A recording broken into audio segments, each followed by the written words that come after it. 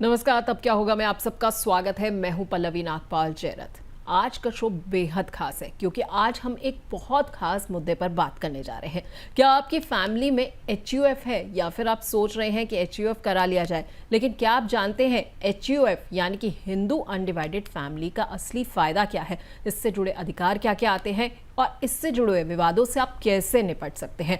तो state planning के इस खास पेशकश में आज हम इसी पर चर्चा करने जा रहे हैं और हमारे साथ एक ऐसे एक्सपर्ट जुड़ेंगे जो HUF जैसे जटिल टॉपिक को आपको बेहद आसान भाषा में समझा देंगे। तो सबसे पहले ये देखते हैं कि आज के शो में किस बारे में चर्चा होने वाली है। हम बात करेंगे कि HUF क्या है और इससे जुड़े हुए कानूनी पहलू कौन से हैं, कौन बन सकता है कर्ता और कौन बन सकता है को-पार्टनर। इसके अलावा संपत्ति और उत्तराधिकार से जुड़ी प्रमुख बातें कौन सी हैं, टैक्स प्लानिंग में HUF का इस्तेमाल आप कैसे कर सकते हैं और HUF का बंटवारा और विवाद, इससे जुड़ी हुई बातों से आप कैसे निपट सकते हैं। लेकिन शो शुरू होने से पहले चलिए सुनते हैं रमेश गोयल के परिवार की कहानी। मुंबई के रहने वाले 62 वर्षीय रमेश गोयल ने 25 साल पहले एक HUF बनाया था जिसमें उनके 2 बेटे, पत्नी और बेटी सदस्य थे। समय के साथ बेटी ने विवाह कर लिया और बेटे विदेश चले गए। रमेश ने जब HUF की संपत्ति को बांटने की प्रक्रिया शुरू की तब ये सवाल उठा कि विवाहित बेटी और NRI बेटे का इसमें क्या अधिकार है। इस केस में HUF की समझ और सही दस्तावेजीकरण ने परिवार को कानूनी विवाद से बचा लिया और सभी को न्यायपूर्ण हिस्सेदारी मिली। तो HUF जो है काफ़ी अहम एक टॉपिक है जिसका समझना आपके लिए बहुत ज़रूरी हो जाता है। तो HUF के तमाम पहलुओं पर चर्चा करने के लिए हमारे साथ खास मेहमान जुड़ रहे हैं। हमारे साथ estate planning expert doctor Deepak Jain जुड़ रहे हैं जो कि next gen estate planning solutions के फाउंडर डायरेक्टर हैं। सर, बहुत बहुत स्वागत है आपका। नमस्कार। तो सबसे पहले मेरा सवाल यही है, हम बात HUF की कर रहे हैं। हमारे बहुत से ऐसे दर्शक होंगे जिन्हें आज ये नहीं समझ आ रहा होगा कि आखिरकार HUF यानी कि हिंदू अनडिवाइडेड फैमिली ये क्या होता है और ये एक व्यक्ति से जो है अलग कानूनी इकाई क्यों माना जाता है। व्यक्ति जो है वो एक अलग कानूनी इकाई माना जाता है, HUF बिल्कुल अलग हो जाता है। तो आखिरकार दोनों में डिफरेंस भी कहाँ जाता है? तो HUF जैसे आपने कहा हिंदू अनडिवाइडेड फैमिली है। तो एक व्यक्ति होता है और एक परिवार इकाई होता है। तो ये एक पारिवारिक इकाई है जो इंडिविजुअल से सेपरेट है और इसको बनाने का अधिकार केवल हिंदुओं को है। Non Hindu can not create an HUF। अगर आप मुस्लिम, क्रिश्चियन, पारसी या जू हैं तो आप HUF नहीं बना सकते, खाली हिंदू ही HUF बना सकते हैं। अब सब पहली बात ये है कि हिंदू कौन है ना। बहुत सारा विवाद है इस पर कि हिंदू कौन है। तो अगर आप इंडिया में रहते हैं और आप मुस्लिम, क्रिश्चियन, पारसी और जू नहीं हैं तब आप हिंदू हैं। मतलब बुद्ध, सिख और जैन HUF बना सकते हैं just like Hindus. Okay, right. और HUF जैसे मैंने आपसे कहा ये एक सेपरेट एंटिटी है देन अ इंडिविजुअल। अब ये है क्यों बनाई जाती है, उसके कुछ कारण हैं। अगर मैं मैम आपसे एक क्वेश्चन पूछूं, जब आपके परिवार में एक नया सदस्य आता है जी, तो आपको खुशी होती है, दुख होता है? खुशी होती है। और अगर ये जो नया सदस्य है ये 18 साल का ही आए, टैक्स पेयर, तो ज़्यादा खुशी होगी या कम खुशी होगी?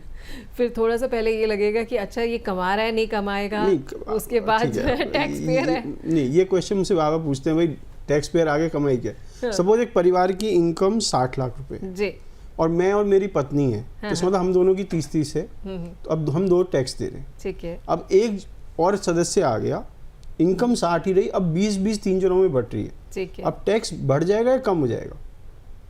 कम हो जाएगा। तो कम हो जाएगा क्योंकि स्लैब रेट इनकम जो है कम हो गई HUF है। ही वो बच्चा है ओके, जो आपका क्रिएट हो चुका है मोस्ट लोगों का, और उसमें आप टैक्स की बचत कर सकते हो। अच्छा। क्योंकि एक ऐसा सदस्य है आपके घर में जो इनविजिबल सदस्य है जो आप क्रिएट कर सकते हैं, जो टैक्स पेयर बन जाएगा और आपके टैक्स का भार कम कर देगा।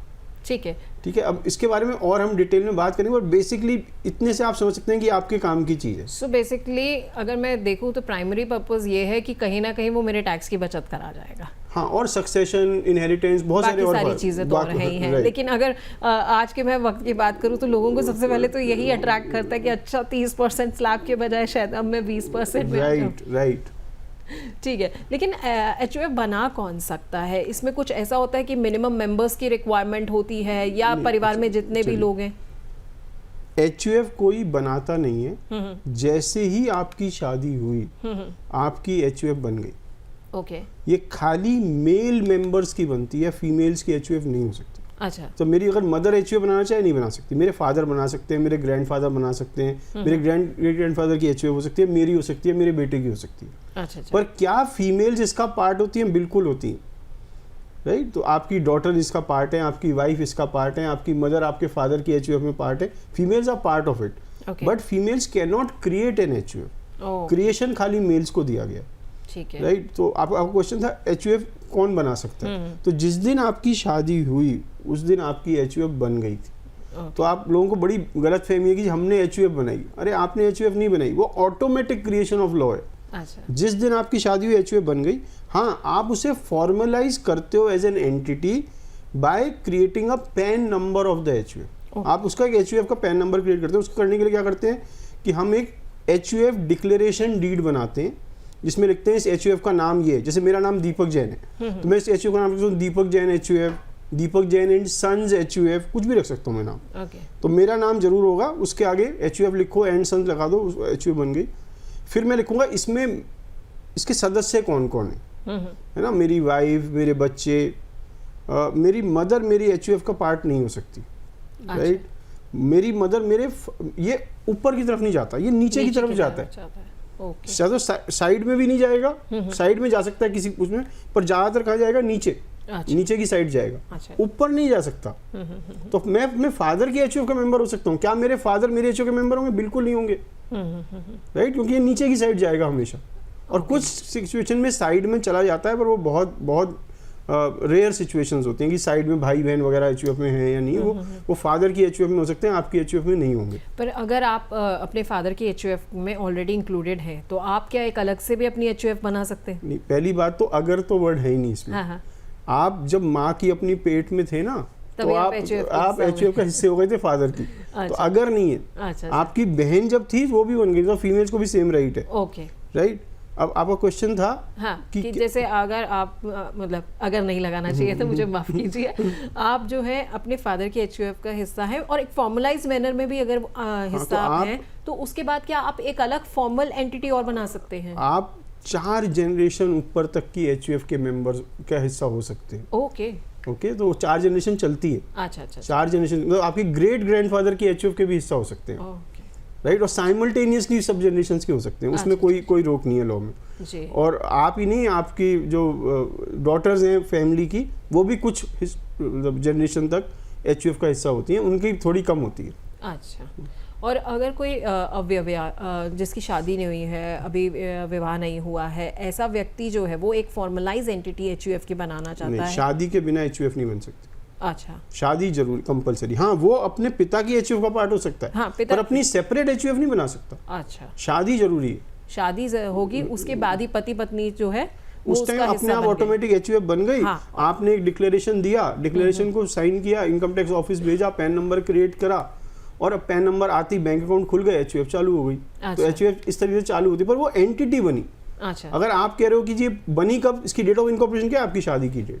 अच्छा। तो एक एंटिटी जो है वो एक व्यक्ति तभी बना सकता है जब उसकी शादी हो, उससे पहले नहीं वो बना सकता, क्योंकि उससे पहले वो अपने पिता की, तब तक फैमिली ही नहीं।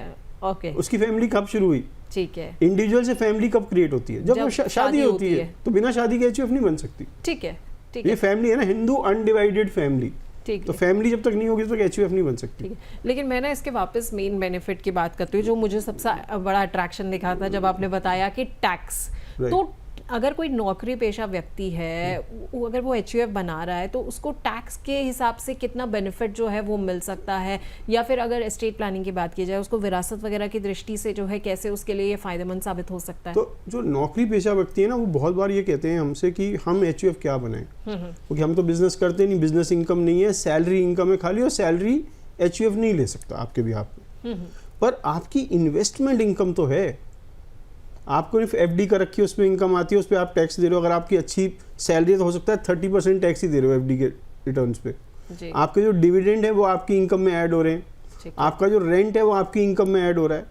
अगर मैं किसी तरह से ये वाली जो इनकम है ये HUF में ट्रांसफर कर दूं, ओके, डिविडेंड, इंटरेस्ट और आपकी रेंटल इनकम, तो ये अलग इकाई में टैक्स होने लगेगी। अच्छा, और जिसको जीरो से स्लैब्स मिलेंगे सारे, अच्छा, तो आपका टैक्स आउट को कम हो जाएगा। पर इसमें एक प्रॉब्लम है। प्रॉब्लम क्या है, जब आप अपनी प्रॉपर्टी या अपना एसेट HUF में देते हो तो क्लबिंग का प्रोविजन है, ओके, राइट। तो ये एक तरीके से गिफ्ट है टू एन HUF। तो लॉ कहता है कि जिसने दिया उसकी इनकम में ही ऐड कर देंगे। तो जो हमारा बेसिक बेनिफिट था वो चला गया। इसमें लॉ एक और बात कहता है, इनकम तो टैक्सेबल है, पर इनकम के ऊपर जो इनकम है वो टैक्सेबल HUF के हाथ में ही होगी। ओके, जो आप समझ लो, मैंने एक घर दिया जिसमें मुझे 50 लाख रुपए का किराया मिलता है साल का, और ये घर मैंने अपने से HUF में ट्रांसफर कर दिया, गिफ्ट कर दिया अपनी HUF को। अब ये 50 लाख का जो रेंट आया ये मेरे में ऐड हो गया क्लबिंग के प्रोविजन से। अब इस 50 लाख की मैंने FD करा दी HUF में, इस 50 लाख पे जो इंटरेस्ट मिलेगा वो HUF की इनकम मानी जाएगी। ओके, तो इनकम पे जो इनकम है वो HUF की मानी जाती है अगर आपने प्रॉपरली गिफ्ट नहीं किया। ओके, तो बहुत सारे लोगों को सबसे बड़ी प्रॉब्लम क्या होती है, मैंने HUF बना ली, अब इसे फंड कैसे करूं। इसमें क्योंकि क्लबिंग की वजह से प्रॉब्लम क्या है, इनकम आपके में ऐड हो गई तो फायदा क्या है। तो उसके कई तरीके हैं जिससे कि आप वो कर सकते हैं। मैं आपको एक तरीका बताता हूँ, वो गिफ्ट है। गिफ्ट और लोन दो बेसिक तरीके हैं। तो आप क्या करिए, अपनी HUF को 2,51,000 रुपए का गिफ्ट दें, आप या किसी से भी लें। ओके, और 2,51,000 क्यों? बताइए, क्योंकि आंकड़ा मैं अगर शादी में थोड़ी जा रहे हैं। मैं हिंदूज के हिसाब से बात करूं तो ये नंबर सुन के लगता है अच्छा 51 है तो इसका मतलब नहीं, शगन का है। वो नहीं। रीजन क्या है, 2.5 लाख रुपए तक कोई टैक्स नहीं है। ओके, अगर वो HUF की इनकम भी मान लेगा तो 2.5 लाख रुपए तो इनकम टैक्स, कोई टैक्स नहीं लेगा किसी भी व्यक्ति से। जी, 1,000 रुपए पे टैक्स लेगा। अच्छा, तो 1,000 रुपए पे 52-53 रुपए टैक्स है। आपने 2,51,000 की रिटर्न भरो, 52 रुपए सरकार को दे दो। ओके, अब आपके वो 2.5 लाख रुपए HUF के हो गए क्लबिंग के बावजूद, अच्छा, है ना। क्योंकि वो क्लब होने के बाद भी क्या हुआ, वो तो नॉन टैक्सेबल लिमिट में ही है। नॉन टैक्स, अच्छा, आप इससे भी ज़्यादा करना चाहते हैं तो आप 4,01,000 रुपए दे दो। वो क्यों? क्योंकि 2.5 लाख रुपए तो आपको मिल गया स्लैब में, स्लैब, और 1.5 लाख रुपए आप 80C क्लेम कर सकते हो। ओके, जो 80C की जो डिडक्शन होती है वो 1.5 लाख रुपए होती है। हाँ, तो मतलब आपने उसकी इंश्योरेंस पॉलिसी खरीद दी, बच्चे के PPF में जमा करा दिए, है ना, ELSS ले लिया उसके HUF के नाम पर म्यूचुअल फंड, तो 1.5 लाख रुपए तक का लो तो वो आपकी इनकम में ऐड नहीं होता। तो 4 लाख रुपए तक आप इनकम टैक्स फ्री हो गई। 1,000 रुपए का टैक्स भर दो, आपके 4 लाख रुपए वाइट के दूसरे के हो गए। ओके, और अब 4 लाख रुपए में खाली आपको 52 रुपए टैक्स देना पड़ेगा। 52 रुपए में 4 लाख रुपए वाइट के। अब ये जो पैसा है, ये इस पे जो इनकम आएगी वो HUF की इनकम होगी, आपकी नहीं होगी। ओके, ये एक तरीका। दूसरा तरीका है इंटरेस्ट फ्री लोन। जी, अगर आप इंटरेस्ट फ्री लोन लेते हो, अगर आप गिफ्ट देते हो तो आपकी इनकम में क्लब हो जाता है। पर अगर सपोज आपने HUF को लोन दिया, आपने कहा मैं अपनी HUF को 25 लाख रुपए का लोन दे रहा हूँ 0 इंटरेस्ट पे। अच्छा, अब ये क्या हुआ, लोन तो आपने पैसा दिया ही नहीं ना, खाली पैसा इस्तेमाल करने का राइट दिया है, रेंट किया है पैसा एक तरीके से। जी, तो अब इस पे जो इनकम आएगी वो HUF की होगी। ओके, तो आप अलग अलग तरीके यूज कर सकते हैं इसको फंड करने के। ज़्यादातर लोगों को प्रॉब्लम होती है इसे फंड करने की। तो आप नौकरी पेशा हो, आप बिजनेसमैन हो, इसको फंड करिए अपने इनकम को किसी तरह से। और आपको कोई अच्छा CA या अच्छा एक्सपर्ट मिलेगा, वो आपको बहुत तरीके बताएगा, अच्छा, जिससे कि आप अपनी इन्वेस्टमेंट इनकम को HUF की इनकम बनाकर टैक्स बचा सकते हैं। ओके। यानी कि अगर मैं सही समझी हूँ तो HUF जो है ना वो एक हमारा इनविजिबल फैमिली मेंबर है जो हमारी टैक्स बचाने में हेल्प कर देता है। राइट। ठीक है, लेकिन HUF जब हम अभी जिक्र भी कर रहे थे शुरुआत में, तो हमने कुछ ऐसी टर्म्स पढ़े जो थोड़े से समझने जो है वो टेक्निकल हो जाते हैं। तो आई एम श्योर कि हमारे दर्शक भी समझना चाह रहे होंगे, मेंबर हो गया, को पार्टनर हो गया, ये दोनों क्या होते हैं, इनमें क्या अंतर आता है, दोनों के क्या अधिकार वगैरह? तो ये दोनों ही HUF के सदस्य हैं, राइट। पर किसी भी HUF में 2 प्रकार के सदस्य होते हैं। एक को हम कहते हैं मेंबर और एक को हम कहते हैं को पार्टनर। को पार्टनर कौन है? को पार्टनर वो व्यक्ति है जो इस फैमिली से खून से जुड़ा हुआ है, ब्लड से जुड़ा हुआ है ना। ब्लड से कौन जुड़ा होगा? बच्चे हो गए, बच्चे। और मेंबर कौन है? वो जो शादी से जुड़ा हुआ है। अच्छा, तो आपकी HUF में आपकी वाइफ मेंबर होंगी, ओके, आपका बेटा और बेटी को पार्टनर होंगे। हाँ, एडॉप्शन से भी जो बच्चा आएगा वो मेंबर, वो भी को पार्टनर होगा। वो मेंबर क्यों नहीं? क्योंकि वो मेरे यहाँ खाली शादी, अच्छा, वो बच्चा तो आपका हो गया ना, जैसे ही बच्चा आपका हुआ ओके, तो वो एचयूएफ में को पार्टनर बन गया। तो अगर वो ब्लड या एडॉप्शन से जुड़ा है तो वो को पार्टनर, और अगर शादी से जुड़ा है तो वो मेंबर। अब फर्क क्या है, को पार्टनर अपना हिस्सा मांग सकता है, पार्टीशन मांग सकता है, मेंबर कभी नहीं मांग सकता। मेंबर नहीं कहता मेरा हिस्सा दो, उसको अलाउड ही नहीं है। पर अगर किसी वजह से एचयूएफ का पार्टीशन हुआ, बंटवारा हुआ, तो मेंबर को सेम हिस्सा मिलेगा जो को पार्टनर को मिलेगा। अच्छा, अब मेरी एचयूएफ में कौन कौन पार्ट होंगे?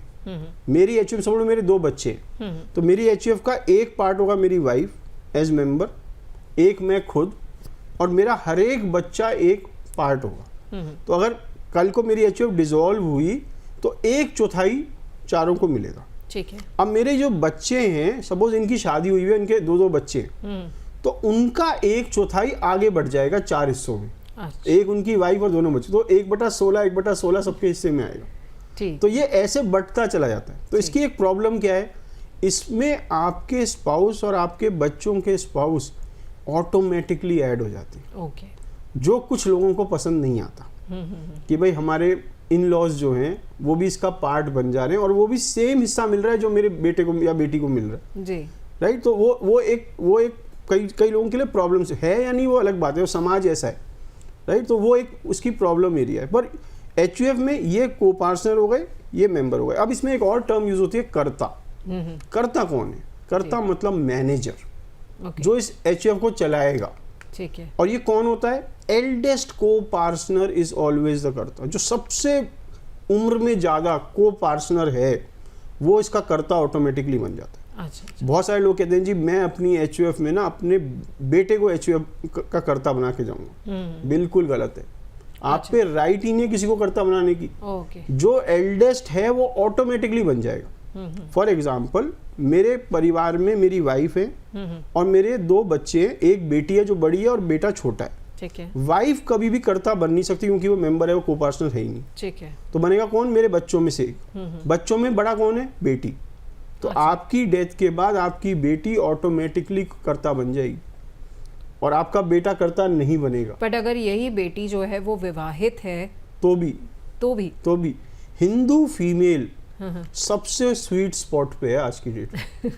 वो 2 एचयूएफ का साइमल्टेनियसली पार्ट बन जाती है। अच्छा, अपने पिता की एचयूएफ में को पार्टनर बनती है ओके, और अपने पति की एचयूएफ में मेंबर बन जाती है। साथ साथ दोनों कर रही है। ठीक है, पति की एचयूएफ में कभी भी कर्ता नहीं बन सकती जी, और पिता की एचयूएफ में अगर एल्डेस्ट है तो बन जाएगी। या एल्डेस्ट की डेथ हो जाए तो बोले बड़ा भाई है और वो सेकंड नंबर पे, बड़े भाई की डेथ होती है वो बन जाएगी कर्ता। अच्छा, और अगर भाई कोई है ही नहीं तो फिर तो फीमेल, हाँ, या वो एल्डेस्ट है या भाई नहीं है तो वो बन जाएंगे। राइट। तो फीमेल्स का सेम राइट है। 2005 में हिंदू सेक्शन अमेंडमेंट एक्ट आया जी, जिसने कहा विवाहित बेटी का वो ही अधिकार है जो एक बेटे का है। ओके, तो अगर बेटा को पार्टनर है तो विवाहित बेटी भी को पार्टनर है। अगर बेटा एल्डेस्ट होके कर्ता बनता है तो विवाहित बेटी भी अगर एल्डेस्ट है तो कर्ता बन जाएगी।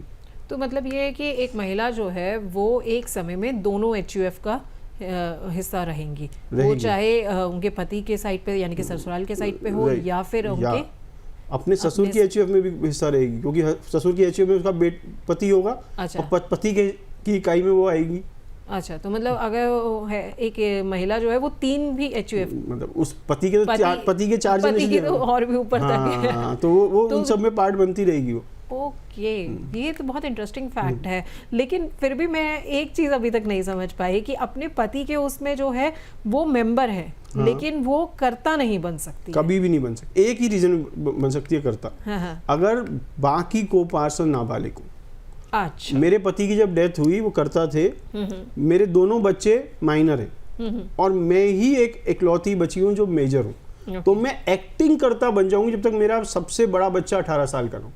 पर आप एक्ट कर रहे हो on the behalf of the eldest को पार्टनर। ओके, आप करता नहीं हो, आप एक्ट कर रहे हो कर्ता की तरह। ओके, तो आप सिर्फ तब तक रहोगे जब तक एल्डेस्ट बच्चा जो है वो 18 का नहीं हो जाता है, फिर वो जिस दिन वो 18 का होगा वो ऑटोमेटिकली कर्ता बन जाएगा, आप हट जाओगे। ठीक है। अच्छा, आपने ये तो बहुत अच्छे से महिलाओं का समझा दिया कि कितने एचयूएफ का हिस्सा रह सकती है, लेकिन अगर भगवान न करे कोई महिला ऐसी है जिसके हस्बैंड की डेथ हो जाती है, वो विधवा हो जाती हैं, तो वो क्या तब भी अपने ससुराल साइड के एचयूएफ का हिस्सा रहती हैं? जब तक वो उसकी पत्नी है तब तक वो एचयूएफ का हिस्सा है। अच्छा, अगर वो रीमैरी कर ले ओके, तो हिस्सा चला जाएगा। तो हिस्सा चल, उस रिश्ते का हिस्सा है, उस व्यक्ति का हिस्सा नहीं। ठीक है। आप फर्क समझिए। हाँ हाँ, widower till she is only a widow, not remarried, she is part of that HUF. Moment she remarries, then she is no longer part of that HUF. वो चाहे वो स्पेशली अपने जो फादर इन लॉ की HUF, right, तो क्योंकि उस रिश्ते को HUF का आप पार्ट बना रहे हैं ना। ओके, ठीक है। खैर, हमारे पास इस बीच में जो है कुछ सवाल भी आने शुरू हो गए हैं कुछ दर्शकों के इसी टॉपिक से जुड़े हुए, तो कुछ एक दो सवाल ले लेते हैं, फिर अपनी इस दिलचस्प चर्चा को हम आगे बढ़ाएंगे। Right. पहला सवाल जो है वो भोपाल से शिवानी का है। कह रही हैं कि क्या मैं अपने मायके और ससुराल दोनों एचयूएफ में रह सकती हूँ? यही अभी हम बात कर रहे थे। बिल्कुल रह सकते हैं, रह नहीं सकते आप हो, मतलब आप इसमें already हो। आपके पास ऑप्शन ही नहीं आपके है। उनके पास भी ऑप्शन नहीं है। हाँ, किसी के पास कोई ऑप्शन नहीं नहीं, है ये इसको। ऑटोमेटिक है। ठीक है, ठीक है। तो ये ऑटोमेटिक है कि बिल्कुल आप दोनों एचयूएफ का हिस्सा जो है वो रहेंगी, आपके पास किसी तरह का कोई विकल्प नहीं है। अगला सवाल जयपुर से नरेश चौहान का है। ये कह रहे हैं कि अगर मेरी मृत्यु हो जाए तो क्या मेरी पत्नी जो है एचयूएफ की संपत्ति में दावा कर सकती है? बिल्कुल उनका राइट है, 100% राइट है, जब तक वो पत्नी है। जैसे ही उन्होंने रीमैरिज करी उनका हिस्सा खत्म है। अगर वो पार्टीशन या अपना हिस्सा पर एक चीज है, क्योंकि वो मेंबर हैं, she can not call for a partition of HUF. Partition कौन ले सकता है? वो को पार्टनर। अगर एचयूएफ बटी तो उसको हिस्सा मिलेगा, अगर नहीं बटी तो उन पे कोई अधिकार नहीं है कि मेरा हिस्सा मांगो। अच्छा। पर उनका हिस्सा है जब तक वो आपकी वाइफ है, चाहे वो विडो है या नहीं है।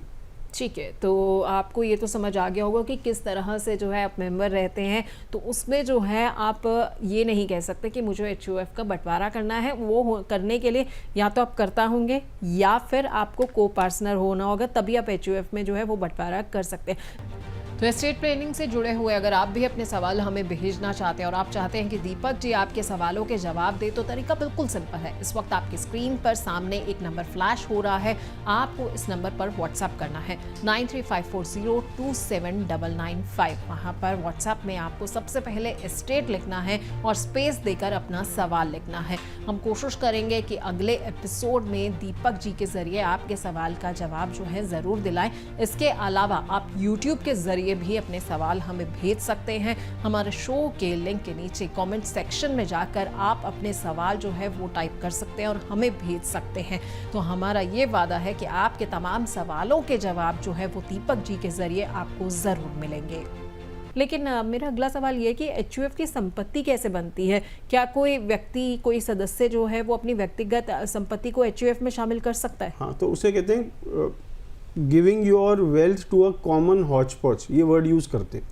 तो आपने एक संपत्ति को सेल्फ एक्वायर्ड से जॉइंट प्रॉपर्टी बना दिया, फैमिली प्रॉपर्टी बना, तो उसके लिए आपको एक डीड लिखनी पड़ती है, गिफ्ट डीड करनी पड़ती है in favour of a HUF. एक तरीका ये है। दूसरा तरीका क्या है? आप अपनी विल में अपनी संपत्ति किसी भी एचयूएफ को दे सकते हो, जरूरी नहीं है आपके परिवार में ही हो, किसी परिवार के बाहर के व्यक्ति को भी एचयूएफ में दे सकते हो, तो भी ये प्रॉपर्टी उसके अंदर आ जाएगी। जैसे मेरे फादर ने मेरी एचयूएफ को कुछ प्रॉपर्टी विल कर दी, तो अब ये प्रॉपर्टी मेरी एचयूएफ का पार्ट बन जाएगी, राइट। तो उस तरीके से भी आ सकती है। तो विल से या गिफ्ट से जा सकती है आपकी प्रॉपर्टी आपकी एचयूएफ में या किसी भी व्यक्ति की एचयूएफ में। ठीक है, और एक और दिलचस्प सवाल मैं आपसे पूछना चाहती हूँ। अभी आपने कहा था कि अगर किसी महिला के हस्बैंड की डेथ हो जाती है तो वो जो है एचयूएफ का हिस्सा रहती है अगर वो रीमैरिज नहीं करती है, लेकिन अगर किसी स्थिति में वो एचयूएफ का हिस्सा है और उसमें बंटवारा हो जाता है, उसने अपनी संपत्ति अपने हिस्से की ले ली, उसके बाद अगर वो रीमैरिज करती है तो कुछ नहीं फर्क पड़ता। अब तो चलिए, property can not remain vacant without a title for fraction of a second. Okay, एक बार टाइटल ट्रांसफर हो गया, अब कोई फर्क नहीं पड़ता, अब कितनी बार भी रीमैरी करे, वो तो अब उसकी हो गई, अब वो उसकी हो चुकी है। मतलब पहले का जो परिवार है वो दोबारा दावा नहीं कर सकता। ठीक है, तो इस चीज़ का ध्यान रखिएगा। लेकिन अगर किसी को पार्टनर की मृत्यु हो जाती है तो उसका हिस्सा जो होता है वो किसे मिलता है? क्या उत्तराधिकार के लिए भी किसी तरह के कोई विशेष नियम है? इसमें थोड़ा सा और कॉम्प्लिकेटेड होगा अभी। दो तरीके की एचयूएफ सिस्टम है इंडिया में, एक है मिताक्षरा, एक है दया भागा। अच्छा। अब दोनों में डिफरेंस है। ज़्यादा प्रचलित जो है मिताक्षरा सिस्टम है। दया भागा जो सिस्टम है ये बंगाल, कुछ पार्ट बंगाल, असम और कुछ पार्ट उड़ीसा में है। फ़र्क क्या है? जो मिताक्षरा है, जो ज़्यादा प्रेवलेंट वाला है, इसमें inheritance is by survivorship. Okay. और दया भाग में इनहेरिटेंस इज बाय सक्सेशन। फ़र्क क्या है? मिताक्षरा में जो बच गए उन पे ऑटोमेटिकली हिस्सा चला जाता है, बढ़ जाता है। कोई नया पैदा हो गया तो हिस्सा कम हो गया। मिताक्षरा में तो ये, दया भागा में हम कहते हैं जो करता है वो उसका पर्सनल एसेट है और उसकी डेथ के बाद उसके जो लीगल हेयर्स हैं उन पे जाएगा, राइट। सपोज ये एक मिताक्षरा फैमिली है जिसमें एक फादर है, उनके 3 बेटे हैं और उनकी वाइफ है। तो फादर की डेथ हुई और फादर ने विल नहीं बनाई हुई थी, ठीक है। तो अब जो फादर वाला हिस्सा है बाकी लोगों में बराबर बढ़ जाएगा ऑटोमेटिकली, राइट। और इसमें सर्वाइवरशिप है। अगर कोई नया बच्चा पैदा हुआ तो बाकी का हिस्सा कम हो जाएगा। अच्छा। फादर की डेथ के बाद उनका एक और बेटा पैदा हो गया और बाकी का हिस्सा कम हो जाएगा ऑटोमेटिकली, इसमें कोई फर्क नहीं है। दया भागा में इंडिविजुअल होता है कि ये फादर की पर्सनल एसेट था, ये जॉइंट फैमिली एसेट नहीं था, और उनकी डेथ के बाद उनके लीगल हेयर्स में बटेगा। और लीगल हेयर्स जो हैं अपना अपना हिस्सा इंडिविजुअली होल्ड करेंगे, कॉमन नहीं है वो। ओके। सपोज मेरे 2 बेटे हैं और एक वाइफ है और मेरी डेथ हो गई तो 1/3 हर एक का हो गया पर्सनल हिस्सा। अच्छा। अब ये फैमिली हौच पौच का हिस्सा नहीं है। ओके। तो दया भागा में क्या है? सक्सेशन है। और मिताक्षरा में क्या है? सर्वाइवरशिप है। तो हिंदूज में सर्वाइवरशिप ज़्यादा प्रचलित था, है ना। मैं पहले भी आपसे एक क्वेश्चन पूछा था कि आप मुझे विल का हिंदी बता दो।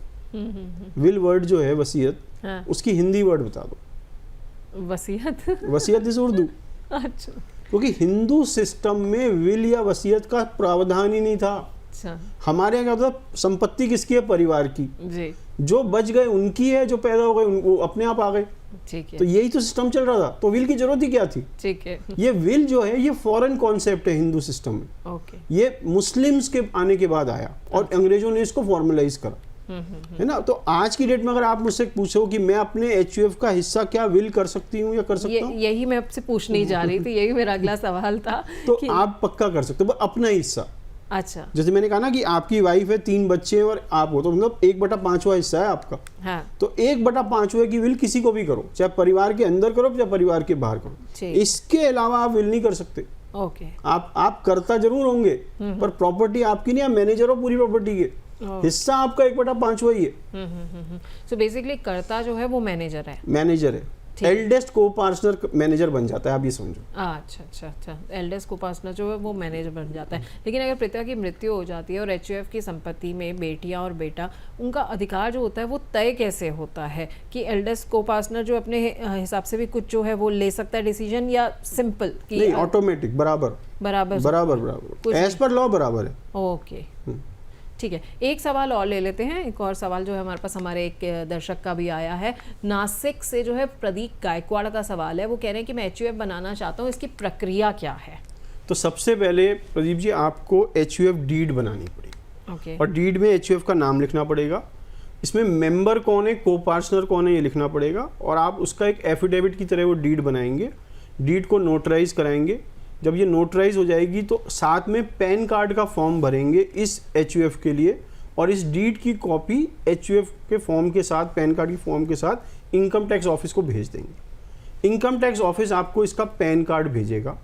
अब ये जो डीड है, जो नोटराइज डीड है और पैन कार्ड को लेकर आप बैंक जाएं, एज करता वो आपके भी कुछ डॉक्यूमेंट मांगेगा, आइडेंटिफिकेशन डॉक्यूमेंट, और इसकी एक स्टैम्प बनवानी पड़ेगी जिसमें आप लिखोगा फॉर दिस एचयूएफ करता। अब ये सब लेके आप बैंक जाएं, बैंक में आपका खाता खुल जाएगा। खाता खुलने के बाद आप इसमें पैसे डालना चालू कर सकते हैं, जो मैंने तरीका बताया उस हिसाब से, 2,51,000, 4,01,000 जिस तरीके से, या इंटरेस्ट फ्री लोन दिखाकर आप किस तरीके से इसमें आप पैसे क्रिएट करना शुरू करें और इसकी अब हर साल रिटर्न भरने शुरू कर दें। उस पैन कार्ड की रिटर्न आपकी रिटर्न से अलग भरी जाएगी। ठीक है। और एक चीज़ और मैं जानना चाहती हूँ कि एचयूएफ के नाम पे जो है कुछ इन्वेस्टमेंट वगैरह भी की जा सकती हैं, या वो जितने भी को पार्टनर होते हैं, मेंबर हैं, उनके नाम पे होती है, या फिर एचयूएफ के नाम पे, एक एंटिटी के नाम के एंटिटी के नाम होती है, और जो कुछ एक इंडिविजुअल खरीद सकता है वो एचयूएफ खरीद सकता है। शेयर्स खरीद सकते हो आप, म्यूचुअल फंड खरीद सकते हो, AIF खरीद सकते हो, PMS खरीद सकते हो, FD बना सकते हो, प्रॉपर्टी खरीद सकते हो, जो इंडिया में वैलिड है HUF सब कुछ ओन कर सकते तो इसका मतलब उनको अपना फिर अपना टैक्स रिटर्न जो है खुद एक फाइल भी करना होता होगा HUF के नाम पे, एंटिटी के नाम पे। राइट। तो उसकी क्या प्रक्रिया होती है रिटर्न फाइल करने की? जैसे कि इंडिविजुअल की होती है। अच्छा। आप कंप्यूट करो इनकम टैक्स अपना, CA के पास जाओ, वो आपकी HUF की रिटर्न की कैलकुलेट करेगा ग्रॉस इनकम कितनी है, और ग्रॉस इनकम के हिसाब से आपका टैक्स बना देगा। ठीक है, तो टैक्स प्लानिंग में हम HUF को कैसे यूज़ कर सकते हैं? क्योंकि अभी आज का वक्त जो मैं देखूं, जून चूंकि चल रहा है और अब जो है काफ़ी सारे लोग जो है टैक्स प्लानिंग के इसमें फेज में रहते हैं। सबसे पहले तो every Hindu family should create an HUF। Okay. ये बहुत ज़रूरी चीज़ है, बहुत अच्छी चीज़ है, ये आपके टैक्स के आउटगो को कंपल्सरीली कम कर देगी। चाहे आप नौकरी पेशा हो, चाहे व्यापार करते हो, इससे फ़र्क नहीं पड़ता, आपको जरूर HUF बनानी चाहिए। और आपको सिस्टम क्रिएट करना चाहिए कि मैं अपनी इनकम को किस तरीके से डिवाइड कर सकता हूँ between me and my HUF। और ये मानिए अगर आप सैलरीड भी हैं तो आपके पास दो इनकम है, सैलरी इनकम और इन्वेस्टमेंट इनकम। बिल्कुल। सैलरी इनकम आप डिवाइड नहीं कर सकते, इन्वेस्टमेंट इनकम आप पक्का डिवाइड कर सकते हो। ओके, तो ये बहुत अच्छा आपने तरीका बता दिया है। और अगर हम चलिए अब मैं आपको थोड़ा सा एक टिपिकल तरीका बताता हूँ, थोड़ा कॉम्प्लेक्स। अगर मैं एक ट्रस्ट को HUF के साथ मैरी कर दूं तो मैं कुछ कमाल क्रिएट कर सकता हूँ। अच्छा। है ना, मैरिज में हमेशा कमाल क्रिएट होता है। राइट। तो मैरिज का क्या किया, मैंने एक ट्रस्ट बनाई। समझ लो एक फादर हैं और उनके 3 बेटे हैं, तो इसमें टोटल कितनी HUF बन सकती है? 4। ठीक है। मैंने एक प्राइवेट फैमिली ट्रस्ट बनाई फादर ने, ठीक है, और उसमें इन चारों HUF को बेनिफिशियरी बना दिया। बेनिफिशियरी मतलब किसके लिए बनी? ठीक है। फादर ने अपने 1 करोड़ रुपए इस ट्रस्ट को दे दिए और कहा जो इसका इनकम आएगी वो इन चारों में बराबर बांट देना। ठीक है। और ये इररेवोकेबल ट्रस्ट है। ठीक है। अब इनकम कितनी आई साल की? 8 लाख रुपए। तो हर एक ट्रस्ट की कितनी इनकम हो गई? 2-2 लाख। 2-2 लाख रुपए। 2-2 लाख रुपए हर HUF के लिए टैक्स फ्री है। ठीक है। तो 8 लाख पे आपने 0 टैक्स दिया। बिल्कुल। दूसरा फायदा, ये 1 करोड़ रुपए कभी भी इन HUF के नहीं होंगे, ये डिवाइड ही नहीं होंगे। ओके। ये ट्रस्ट के ही रहेंगे। अच्छा। तो इनहेरिटेंस की कोई प्रॉब्लम नहीं है। फिर आपने इसमें क्लॉज डाला कि जो भी करता होगा इन HUFs का वही ट्रस्टी होगा। ओके। और इनमें जो एल्डेस्ट होगा वो मैनेजिंग ट्रस्टी हो जाएगा। अच्छा। अब ये पीढ़ी दर पीढ़ी चलती रहेगी, क्योंकि HUF नेवर डाइज, 4 पीढ़ी तक तो चलती रहेगी। जी। फादर की HUF अगली 3 पीढ़ी तक चलेगी, आपकी 4 पीढ़ी तक। 4 पीढ़ी तक टैक्स प्लानिंग ऑटोमेटिकली होती रहेगी और वो 1 करोड़ रुपए वैसे वैसे पड़ा रहेगा, वो बटेगा ही नहीं। तो अगर आप 2 एंटिटीज को मर्ज करके चीज क्रिएट करते हो तो आप कमाल क्रिएट करते हो। है ना, एक नई चीज, मैजिक है वो। तो टैक्स प्लानिंग भी हो रही है, इनहेरिटेंस प्लानिंग भी हो रही है, सब कुछ सुरक्षित भी है। आपके बच्चों की वाइफ अगर उनसे तलाक लेती हैं या आपके सन इन लॉ बेटी से कुछ लेना चाहते हैं, नहीं ले सकते क्योंकि ट्रस्ट का पैसा है, उनका है ही नहीं। और अगर HUF का कोई सदस्य जो है NRI बन जाता है फिर उसको कैसे बेनिफिट रहता है? अब इसमें एक प्रॉब्लम है, HUF को इंडिया में तो मान्यता है। हाँ। पर इंडिया के बाहर वो HUF नाम की चीज को समझते नहीं है। नहीं। तो वो क्या करते हैं, वो कर्ता की इनकम मान लेते हैं। अब प्रॉब्लम आप समझिए, एक सिचुएशन देता हूँ। मेरे फादर की HUF है, मैं एल्डेस्ट लड़का हूँ, ठीक है, मेरे बाद 2 भाई और हैं, मैं US जाके बस गया। ठीक है। ठीक है। अब मैं US सिटीजन हो गया, मेरे फादर की डेथ हुई, HUF में इनकम आ रही है। एक्चुअल में इनकम किसकी है? हम तीनों की। पर US तो मानता ही नहीं इसको। US तो कहता है कर्ता की इनकम मानूंगा मैं। हाँ। तो US अपने यहाँ पूरी इनकम को मेरी इनकम में ऐड कर देगा। ओके। और टैक्स ले लेगा। अच्छा। अगर ऐसा है तो आप अपने उस बच्चे से कहिए जब तुझे कर्ता बनने का टाइम आए, यू रिजाइन एज अ कर्ता। आपको मुझे कर्ता बनना ही नहीं। तो आप जैसी कर्ता नहीं बनेंगे तो उससे छोटे वाला बन जाएगा ऑटोमेटिकली। ठीक है। और छोटे वाला नॉन US सिटीजन है। ओके। तो आपका टैक्स बच जाएगा, आप सदस्य रहोगे। आपको इनकम तो आपकी भी है। हाँ। जो HUF के अंदर है, पर अब कर्ता नहीं हो तो आपकी इनकम में ऐड नहीं हो रही US में। ओके। राइट। तो थोड़ी सी समझदारी से। तो ये टेक्निकल है, लेकिन आपने बड़े अच्छे से समझा दिया है कि अगर वो कर्ता से हट जाता है, वो रिजाइन कर देता है अपनी ड्यूटी से, तो वो कम से कम यूएस में टैक्स से बच जाएगा, चाहे इनकम उसकी ऐड होती रहेगी। लेकिन आपने बहुत अच्छे से समझा दिया। लेकिन अगर एचयूएफ की संपत्ति बेची जाती है तो क्या सभी सदस्यों की सहमति उसमें अनिवार्य होती है? भाई सबको एक ओके करना है कि हाँ भाई कोई चीज़ है जिसको हम बेच रहे हैं? एज अ जनरल प्रिंसिपल अनिवार्य होती है, पर कुछ सिचुएशंस में जो करता है उसको राइट दिया गया है कि आप बिना पूछे बेच सकते हैं। अच्छा। और रीजंस क्या है? जब कोई लीगल नेसेसिटी हो। ओके। लीगल नेसेसिटी का मतलब है सपोज फैमिली के ऊपर बहुत सारा लोन हो गया। अच्छा। या फैमिली का कोई उत्तरदायी है जो पूरा करना है। ठीक है। जैसे किसी बेटी की शादी करनी है, बच्चों को पढ़ाना है, तो उसको पूछने की जरूरत नहीं है। तीसरा है, अगर वो प्रॉपर्टी किसी डिस्प्यूट या रिस्क पे आ रही है, ठीक है ना, मुझे लग रहा है ये प्रॉपर्टी एक्वायर हो जाएगी, इस पे कब्जा हो जाएगा, है ना, हमारा होल्ड कम होता जा रहा है, तो मैं उसमें बिना पूछे बेच सकता हूँ। पर वो पैसा किस में आएगा? एचयूएफ में आएगा। ओके। वो कर्ता का पैसा नहीं है, वो जो कंसिडरेशन है वो एचयूएफ में आएगी, और उससे हो सकता है वो दूसरी प्रॉपर्टी खरीद ले या उसको दूसरे के लिए यूज कर ले, दैट्स अलाउड। तो इन कारणों में तो ठीक है, पर अगर वो जस्टिफाई नहीं कर पाया करता कि मैंने यूं इसलिए बेची, इसलिए मैंने कंसेंट नहीं ली, ये 3 कारण, तो ये पूरी सेल डीड आप क्वेश्चन कर सकते हो। ओके। और अगर किसी व्यक्ति को कभी लगता है कि मुझे एचयूएफ को ख़त्म करना है, इसको डिसॉल्व करना है, या इसका जो है इसको पार्टीशन इसका करना है, विभाजित करना है, तो क्या ये पॉसिबल है? हाँ, पार्टीशन डीड बनानी पड़ेगी। अच्छा। और इंडिया में अब खाली कंप्लीट पार्टीशन अलाउड है। ओके। पार्शियल पार्टीशन अलाउड नहीं है। ऐसे नहीं हो सकता कि मेरे 3 बेटे एक का हिस्सा अलग किया और कहा कि ये अलग हो। अच्छा। अगर पार्टीशन होगा तो पूरा का तो पूरा मतलब सबको देना पड़ेगा, ठीक है ना। तो अगर मेरे 3 बच्चे हैं, मेरी वाइफ है, मैं हूँ, तो मैं अपनी एचयूएफ अपनी वाइफ की अलग कर सकता हूँ, उन तीनों बच्चों की अलग कर सकता हूँ। अच्छा। अब देखिए, इसमें भी एक गेम है। गेम क्या है? आप पार्टीशन कर दीजिए 4 हिस्सों का, और वो जो बच्चा अलग होना चाहता है उसे कहें भाई तेरी एचयूएफ अलग हो गई। उसके बाद एक प्रोविजन है रीयूनियन का। ओके। तो बाकी दोनों बच्चे और आप मिलकर दोबारा से एचयूएफ बना लो, उसको हटा के। ओके। तो आप मतलब अगर पार्टीशन हो रहा है तो वो एक बार में पार्टीशन सब में होगा, लेकिन एक रीयूनियन फिर से पॉसिबल है। और रीयूनियन में भी अलग हो सकता है। आप एक एचयूएफ बनाओ बड़े बेटे के साथ, एक बनाओ बीच वाले के साथ। अच्छा। तो आपकी एक की 4 एचयूएफ बन गई। ओके। और एक उनकी तो बनी गई। और 4 एचयूएफ बनाने में जो है कहीं ना कहीं वो टैक्स का बेनिफिट फायदा होता है। खैर बहुत बहुत शुक्रिया दीपक जी आपका। आपने बड़ा ना एक जटिल, मैं एक्चुअली कहूँगी कि ये बहुत एक मुश्किल सा टॉपिक है, लेकिन आपने जैसे एग्जाम्पल्स के साथ देकर हमारे दर्शकों को समझाया। आई एम श्योर कि एचयूएफ को लेकर उनके बीच में अगर कोई गलतफहमियां भी रही होंगी या उन्हें समझ नहीं आता होगा ये कंसेप्ट है क्या, तो आज काफ़ी हद तक जो है एक पिक्चर क्लियर हो गई होगी। बट मुझे लगता है कि हम ऐसे और 2-3 एटलीस्ट शो को ज़रूर करेंगे एचयूएफ के और टॉपिक्स के बारे में, क्योंकि टैक्स को लेकर तो मुझे लगता है अपने आप में पूरा एक और अलग सा शो बन सकता है। तो फिर उसमें हम इसको और डिटेल में जाकर चर्चा करेंगे। तो बहुत बहुत शुक्रिया आपका। तो एचयूएफ जो है ना एक पारिवारिक इकाई है जो टैक्स बचत करती है, विरासत नियोजन में आपकी मदद कर सकती है, लेकिन सही जानकारी और गाइडेंस ना होने के कारण ना यह विवाद का कारण भी बन सकती है। तो आज के शो में आपको काफ़ी हद तक ये समझ आ गया होगा कि एचयूएफ क्या होता है, इसके फ़ायदे क्या है, कैसे जो है टैक्स प्लानिंग में ये आपकी मदद कर सकती है। तो आप भी एस्टेट प्लानिंग को लेकर सजग हो जाइए और सही समय पर जो है वो सही निर्णय लीजिए। अगले हफ्ते हम आपसे फिर मिलेंगे एक नए विषय के साथ। तब तक आप हमारे साथ बने रहिए।